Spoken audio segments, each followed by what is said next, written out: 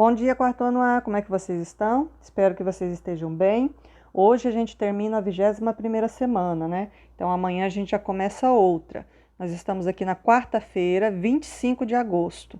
Estamos aqui na nossa aula 5, certo? Com ciências no livro e língua portuguesa impressa.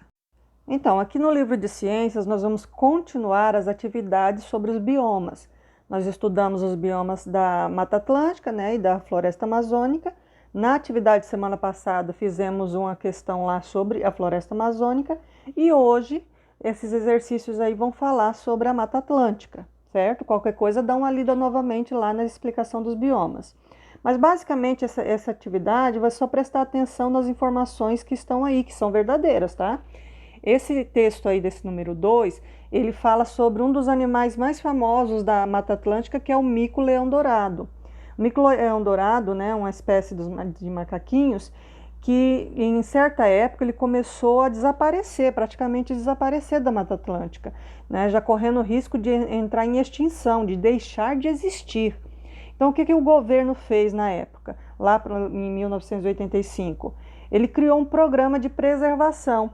Então, que passou a fazer o quê? A criar esses animais, esse mico-leão-dourado, em cativeiro, no zoológico, cuidando deles lá, para proteger da caça, né?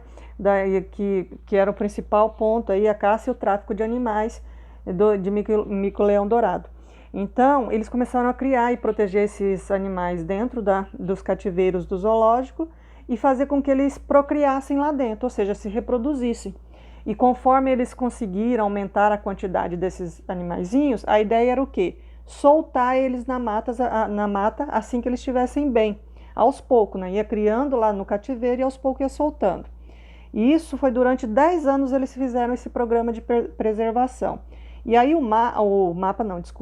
o gráfico nos mostra qual foi o resultado desse programa de preservação.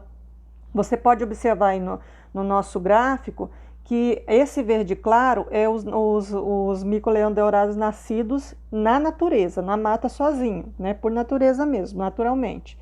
E esse verde escuro é os nascidos em cativeiro, lá no programa de preservação. Então, o que você pode observar?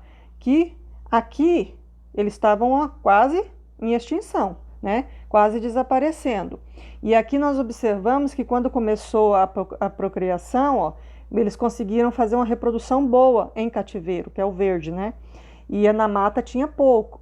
Quando você chega aqui no final, ó, olha a diferença. Na mata já tinha mais, né? E dentro do cativeiro menos. Isso no final de 10 anos. Isso significa o quê? Que deu certo o programa, não é?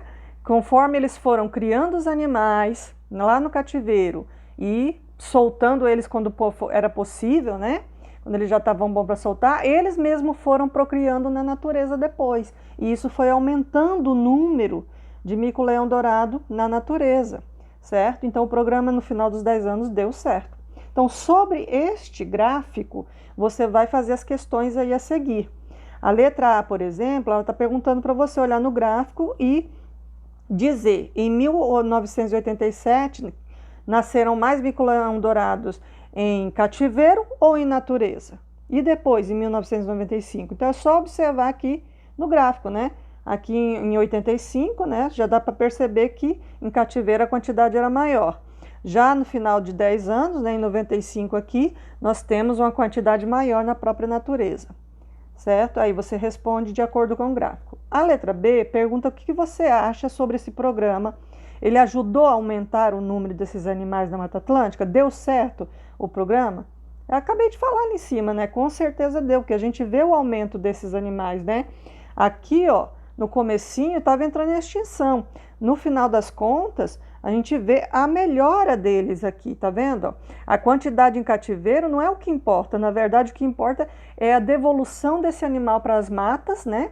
E ele conseguir sobreviver e reproduzir, continuar reproduzindo naturalmente. E o programa deu certo sim, né? Dá para ver que isso daí ajudou. Os animais que eles iam criando em cativeiro e conforme eles foram soltando, os próprios animais foram reproduzindo naturalmente depois e crescendo a população deles, né? Lá na letra C, ele pede sua opinião de novo. Vale a pena a gente aplicar esse tipo de programa, né? Aplicar dinheiro, gastar dinheiro. O governo, será que é importante o governo gastar dinheiro com esse tipo de programa de preservação, de recuperação de espécies ameaçadas em extinção? Pelo gráfico aí você viu que deu certo, né? Então, qual é a sua opinião a respeito? Coloca aí. A número 3, ela pede para você ler esse texto que está aí, que fala sobre os serviços ambientais. O que são os serviços ambientais? Não é nada feito pelo ser humano. São serviços da própria natureza que ela oferece para o equilíbrio do planeta, né? Então, tudo que a natureza ajuda no equilíbrio da própria natureza, do próprio planeta, são serviços ambientais. Aí aqui ele dá até exemplo, né? Por exemplo, uma floresta bem equilibrada, uma mata bem equilibrada, ela vai regular o clima, né? Vai manter o processo de espécies, né, organizado na medida certa. Então, tudo assim fica de acordo com o equilíbrio natural. Então, tudo que na própria natureza faz e que acaba ajudando no equilíbrio do planeta é um serviço ambiental, certo?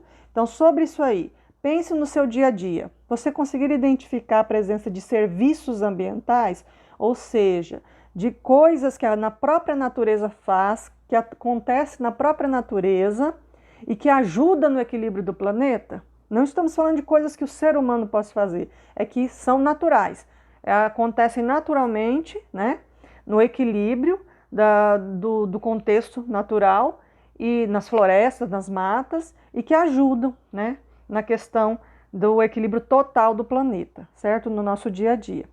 Então pense em algumas coisinhas e coloque aí, ok? Essa parte ela termina aqui na página 55.